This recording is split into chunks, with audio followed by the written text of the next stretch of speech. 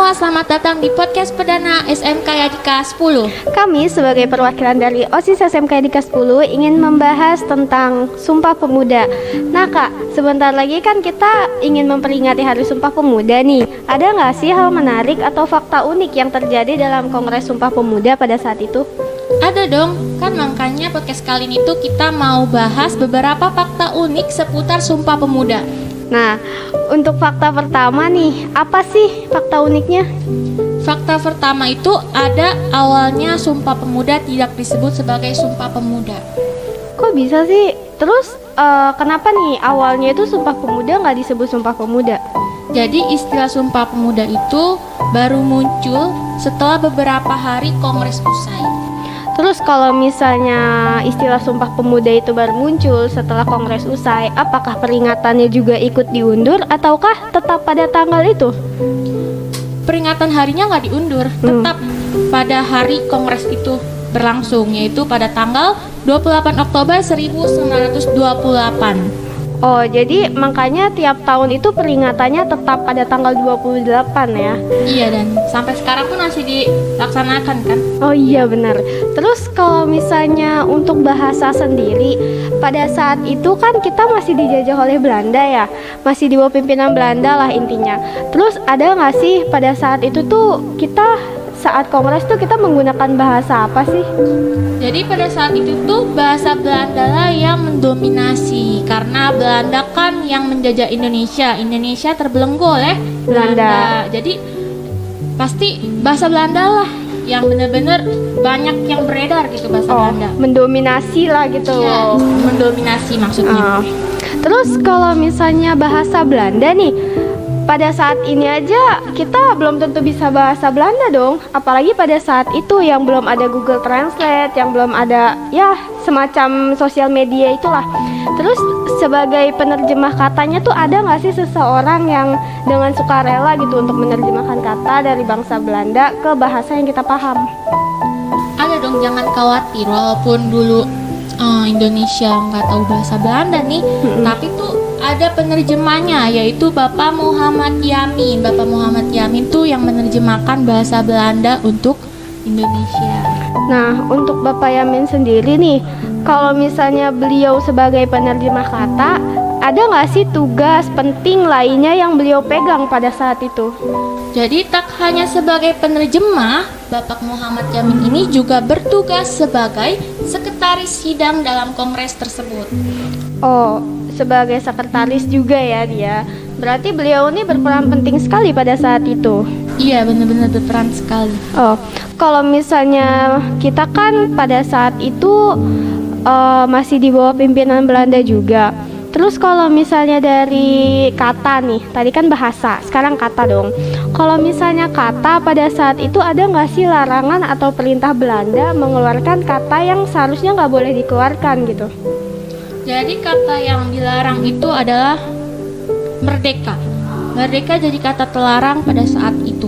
Kok bisa sih, kan dari dulu sampai sekarang nih kata merdeka itu bagi kita kayak penting banget dong. Ya, kebebasan nih. Iya, itu tuh kenapa sih kok bisa dilarang pada saat itu? Jadi kata merdeka nih ya, kata Iya. merdeka. Kata merdeka ini kan buat Indonesia benar-benar berarti lah. Tapi kalau buat Belanda ya benar-benar nggak berarti gitu. Sebaliknya. Malah kayak buat bumerang nih buat Belanda kali ya. Kan Belanda juga yang menjajah Indonesia, jadi pasti dia wawasannya lebih tahu lah, lebih luas. Jadi pasti dia tahu arti merdeka ini apa yang sebenarnya. Oh, dia juga nggak mau rugi ya pada saat itu. Ya pastilah. Orang kan dia yang jajah. Iya, berarti kayak Belanda nih melarang kata merdeka pada saat itu supaya Belanda juga nggak rugi dong gitu kan. Terus upaya Belanda nih untuk biar warga Indonesia nih nggak tahu kata merdeka itu gimana sih upaya Belanda? Jadi upaya Belanda itu mengeluarkan larangan kata merdeka, dan bahkan Belanda juga mengutus polisi Belanda untuk gimana ya namanya? Mengawasi kongres tersebut dengan ketat. Jadi setiap kongres tuh polisi Belanda tuh ada gitu yang ngawasin dia. Wah, terus kalau misalnya anggota nih, anggota namanya aja kayak Sumpah Pemuda nih, otomatis kan banyak cowok dong, banyak pemuda-pemuda pada saat itu. Ada nggak sih pemudi atau wanita nih yang ikut pada Kongres Sumpah Pemuda pada saat itu? Jadi walaupun Sumpah Pemuda nih, katanya Sumpah Pemuda, bukan berarti pemuda semua yang berpartisipasi. Oh gitu. Iya. Jadi ada juga pemudinya dalam kongres tersebut, tapi cuman ada 6 pemudi yang ikut berpartisipasi dalam kongres tersebut. Kok cuma 6 sih? Kan pada saat itu juga pasti perempuan-perempuan Indonesia banyak dong. Itu kenapa sih kok cuma bisa ada 6 orang doang gitu yang ikut? Mungkin mereka ini ya, mereka berenam ini yang terpilih, yang dipercayai lah untuk ikut kongres pemuda ini. Oh, terus kayak berarti pada saat itu tuh peran perempuan tuh tidak begitu menonjol ya? Iya benar, di kongres kedua ini peran perempuan nggak menonjol. Oh, berarti apa sih namanya sebenarnya nih? Kalau ngomongin kongres ini sebenarnya tuh pesertanya tuh ada berapa sih sebenarnya dari keseluruhan gitu? Nah, berdasarkan buku resmi panduan Museum Sumpah Pemuda, yang ikut kongres ini pesertanya ada 82 orang. Padahal ada 700-an di dalam kongres, di dalam gedung kongres tersebut. Oh, berarti lumayan banyak ya. Terus dari 700 peserta nih kan dipilih lah 6 perempuan nih yang maju. Ada nggak sih mereka nih perwakilan suara rakyat itu yang dipilih berapa orang sih untuk menyampaikan pidatonya dari pihak wanita? Jadi yang mewakili berpidato, yang bisa menyampaikan pidato hanya 3 orang dari 6 orang. Berarti dikit ya? Iya dikit banget. Itu dieliminasi terus ya. Iya, mungkin juga karena dia yang bisa bahasa Belanda. Iya, mungkin. Kita nggak tahu pasti. Kita nggak tahu pasti. Terus 3 orang ini siapa sih? 3 orang ini ada Mardana Safwan, Iya. Emma Puradirejo, dan Siti Sundari. Ini yang menyampaikan pidato ya. Iya. Tapi yang 6 orang ini mau tahu gak siapa? Oh iya, tadi saya lupa nanya. Siapa sih 6 orang itu? Nah, 6 orang tersebut, pemudi tersebut nih ya. Iya. Ada Dian Pantau, Emma Puradirejo, Jo Tumbuan, Ya. Nona Tumbel, Purnama Wulan, dan Siti Sundari. Oh, itu 6 perempuan tadi ya Iya, yang ikut kongres. iya, 6. Oh iya, 6. Terus kalau misalnya masuk materi terakhir nih Kak, fakta unik terakhir. Itu penulisan naskah tuh kan yang saya dengar cuma ditulis oleh 1 orang nih.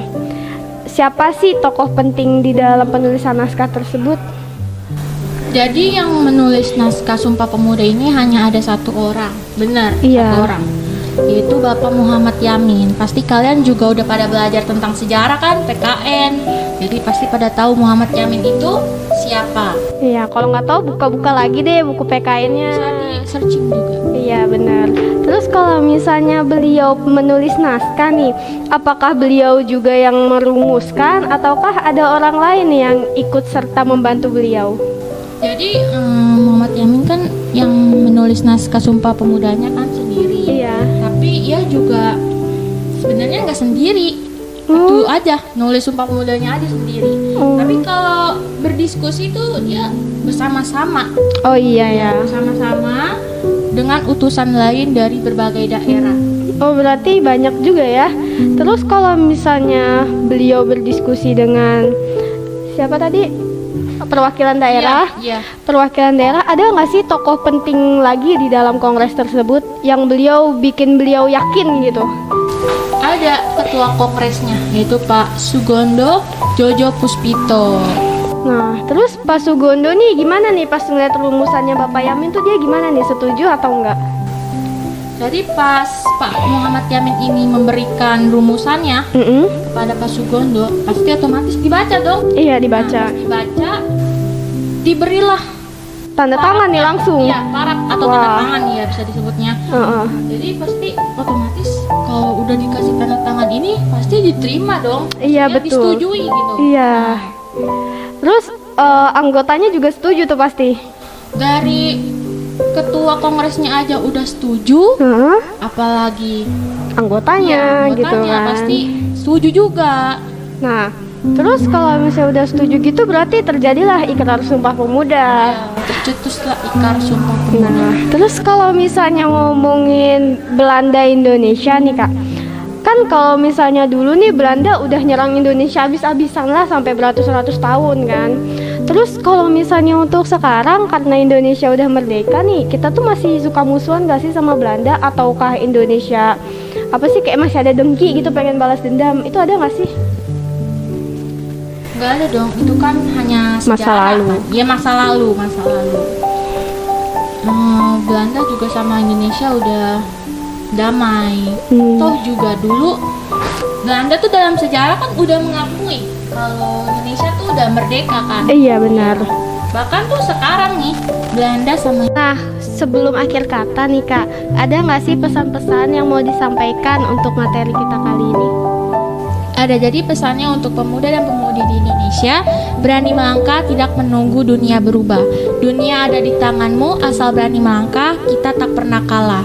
Tugas pemuda dan pemudi saat ini adalah membuka pandangan keluar batas-batas tembok kekinian dunia. Udah, pesannya segitu udah. aja.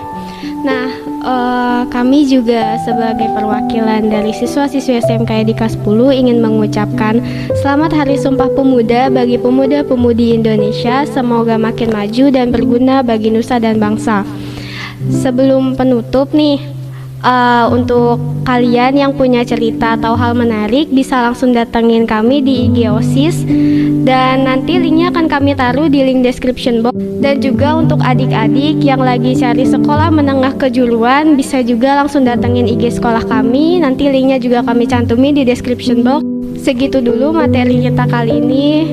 Untuk Mohon kurangnya mohon dimaafkan. Dan sebagai penutup kata, kami mohon maaf jika sekali lagi ada salah kata, dan selebihnya mohon dukungannya dan terima kasih. Sampai jumpa.